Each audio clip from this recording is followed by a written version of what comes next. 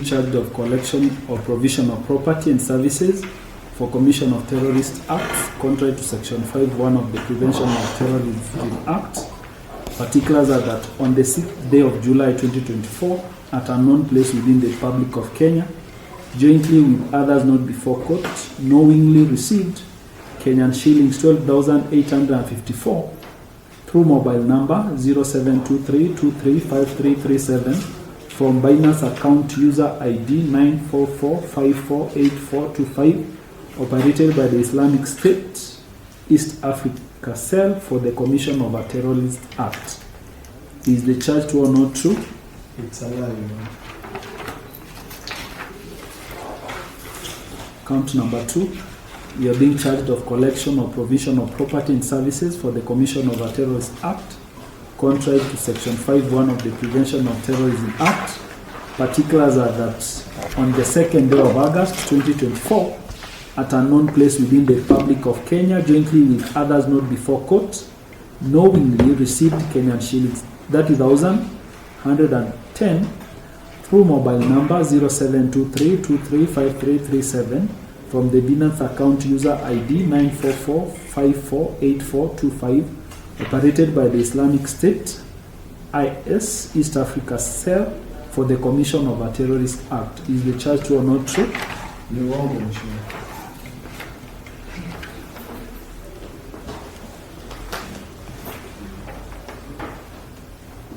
Plea of not guilty is entered in both counts. Yes, Your Honor. We take a hearing date first, or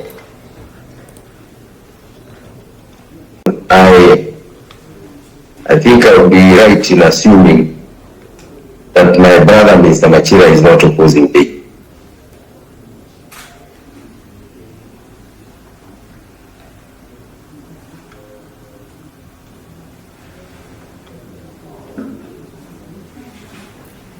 And that being the case, Your Honor, what would remain are terms of release of Mr. Chacha.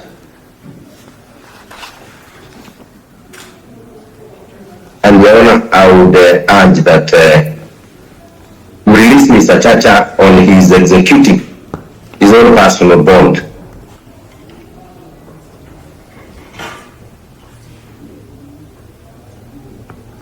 Your Honor, under the Constitution, the Criminal Procedure Code, the bail and bond guidelines,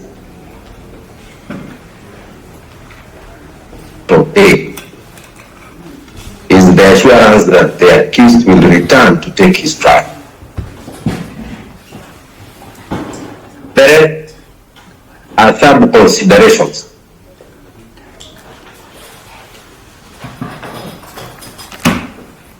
Your Honor, in this case, Mr. Chacha is one of us. He's an officer of the court of long standing.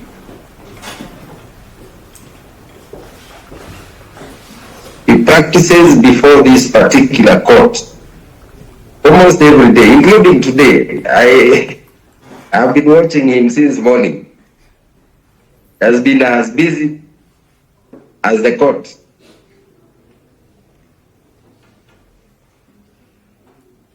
Your Honor, you will recall that yesterday he saw the charges, and Mr. Machira was gracious enough to allow the deferment of taking plea last evening.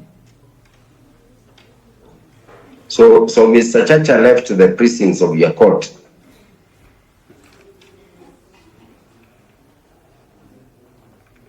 knowing that the state wanted him to answer to some charges, and he returned this morning. Actually, he was earlier in your court than other days. By 9, he was already there, seated. He knows his obligations to court completely, and he's not going to go anywhere. Just like he brought himself today, he will keep coming to your court.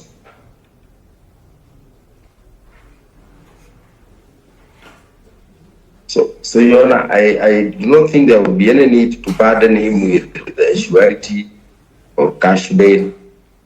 His own hand as an advocate of the court would be sufficient. Maybe the most that the court can ask him further is for a contact person, and one of our colleagues in court can sign for him, or one of his relatives who is in court can sign for him. And one slight thing I would want to mention about the particulars of the charge. Since these charges have a history, they trace from the miscellaneous application that you handled.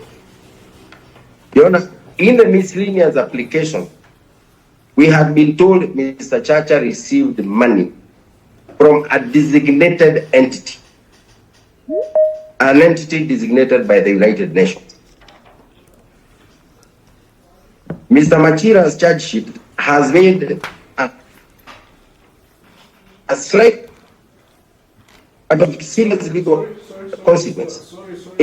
Now that yes. You are breaking and we did not get what you're saying. But before even you continue, I'm just wondering, does that go to the issue of bail and bond, or are you now challenging the integrity of the charges of the charge sheet? You know, Your Honor, I'm only saying we know the man in the dock. The man in the dock is an advocate of the High Court of Kenya. He represents criminals or criminal suspects. You have already said what you are now saying. All I wanted to know is when you made mention of certain changes or differences between the miscellaneous and the charge sheet, whether that issue is germane to the application of bail and bond, or it's an issue that can be canvassed later if it goes to the question of the charges or the charge sheet. That's all I wanted to know. I think it's germane to the term of bail. The ground we have stood along with Mr. Chacha is being intimidated, and the bona fides of the proceedings brought by the state against are in question. So his status has not changed. His status of being an officer of the court ought not to be seen as impeached even by the charge brought before him. The charge has already made a shift, a very significant shift, from the miscellaneous application where he was said to have dealt with a designated terrorist by the United. Good. Now, I think that is sufficient on that. He has dealt with that. I think for that, you made your point on that, and so let's not go on that issue. Maybe we very well. The issue of bail and bond, and we deal with that separately from any other issues, and you have the leeway to raise them at the appropriate time. Yes. Other than that, Your Honor, I would just ask that you treat Mr. Chacha as an advocate, presumed innocent, and let him sign his own person. So, and the balance will be in a amended version of this charge sheet after the phone owner that was not exploited. That is what you are waiting for. Your Honor, I think Mr. Mwita is giving evidence. His charge sheet doesn't say the entity is designated. This is why I asked the question that I did. And Mr. Mashira is responding because I allowed a leeway for you to make the statement. The issue that was raised with regard to there being a variance, I directed that is an issue that can validly be raised at a subsequent point. I did not put that. And Your Honor, I stopped there. Yes, I did not. I stopped there, and now Mr. Mashira seems to be leading evidence. Yes, Mr. Muredi, if you allow me, just allow me a second. And Mr. Mashira has made a statement with respect to that averment. I have waited for him then to go back to the issues of bail and bond before I can start recording. Very well.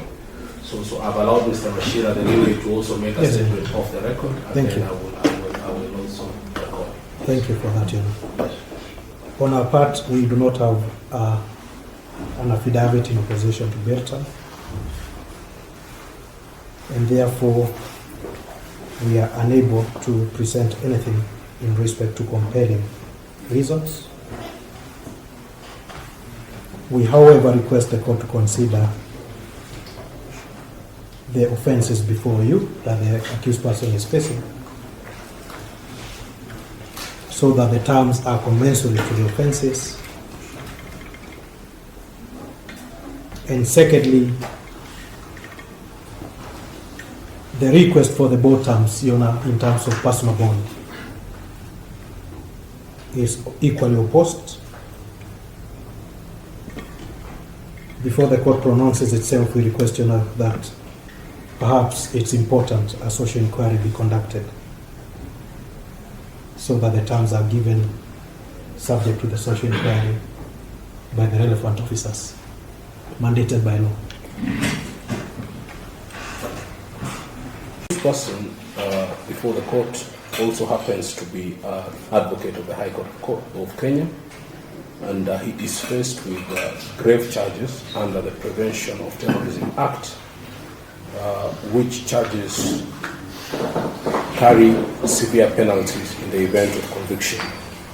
The seriousness of the charges